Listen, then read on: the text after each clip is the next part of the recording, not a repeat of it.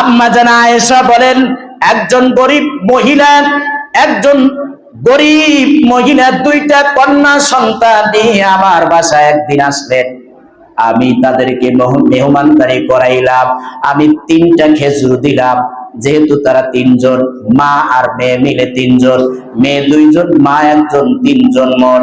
আমি 3টা খেজুর দিলাম। খেজুর 3টা মায়ের হাতে দিলাম, বাচ্চাদের হাতে দেই নাই। 3টা খেজুর নিয়ে মা 2 মেয়েকে 2টা দিয়ে দিল, আর একটা খেজুর তার হাতের মধ্যে রেখে দিল। মা খায় নাই। আমি তাকায় রইলাম। মেয়ে 2টা খেজুর খাওয়ার পরে এরপরে আমি তাকায় দেখলাম মা 3য় খেজুরটা 2টা ভাগ করে 2 সন্তানের হাতে দিয়ে দিছে। ঘটনা এ পর্যন্তই। মহিলা চলে গেল কন্যা সন্তান নিয়ে।